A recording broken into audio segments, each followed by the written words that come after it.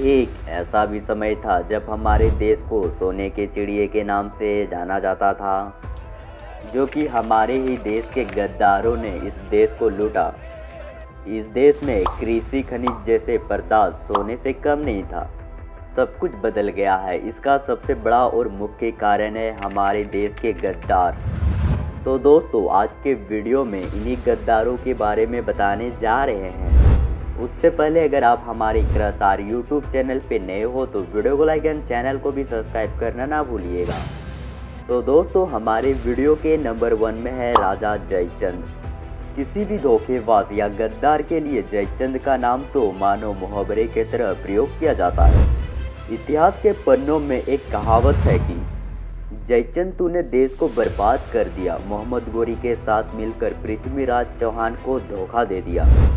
तो चलिए दोस्तों, पृथ्वीराज चौहान के हार के कुछ कारणों पर नजर डालते हैं। जयचंद कन्नौज साम्राज्य के राजा थे, जिसे राठौड़ राजवंश के नाम से भी जाना जाता है।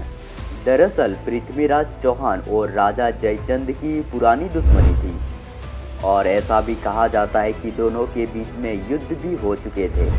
पृथ्वीराज चौहान देश के महाराजाओं में से एक थे। उनके शासनकाल में मोहम्मद गोरी ने देश पर कई बार आक्रमण किया, पर उनको कोई बड़ी कामयाबी हासिल नहीं हुई। दूसरी तरफ कन्नौज का राजा जयचंद पृथ्वीराज चौहान से अपनी बेइज्जती का बदला लेना चाहते थे और बाद में उन्होंने मोहम्मद गोरी के साथ हाथ मिला लिया और मोहम्मद गोरी पृथ्वीराज चौहान को बंदी बना लिया। नंबर 2, मीर जाफर। अंग्रेज भारत में करीब 200-300 साल रहे होंगे। मीर जाफर भारत इतिहास में एक ऐसे गद्दार बन गए थे जिसके धोखे की वजह से अंग्रेजी हुकूमत ने पूरे मुल्क को गुलाम बना के रखा था। उसने बंगाल के सिरजाउद्दौला को ऐसा धोखा दिया कि फिरंगियों को यहाँ रहने का मौका मिल गया। सिरजाउद्दौला को आखिरी नवाब भी कहा जाता है। नाना के मौत के बाद उन्हें बंगाल की सत्ता मिली। भारत में आने के बाद अंग्रेजों का नज़र बंगाल पर था, लेकिन उसका राह का सबसे बड़ा कांटा सिरजाउद्दौला था। नंबर 3, मानसिंह। जैसे कि हम सभी जानते हैं कि महाराणा प्रताप ने कभी भी मुगलों की गुलामी स्वीकार नहीं किया था और मानसिंह जैसे गद्दार ने पद पाने के लिए खुद को मुगलों के हाथों बेच दिया था।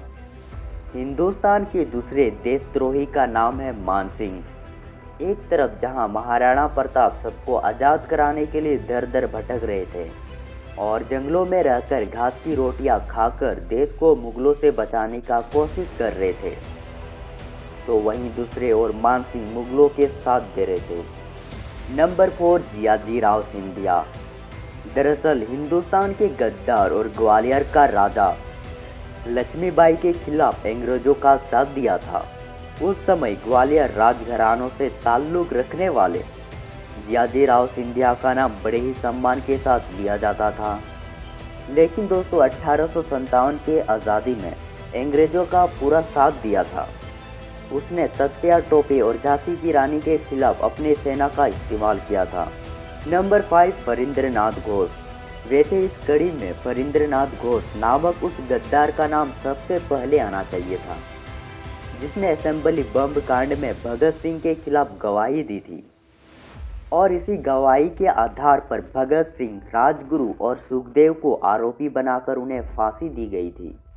तो दोस्तों, इनमें से सबसे बड़े गद्दार आपको कौन लगते हैं? कमेंट करके ज़रूर बताना। तो मिलते हैं अगले वीडियो पे, तब तक के लिए बाय बाय दोस्तों।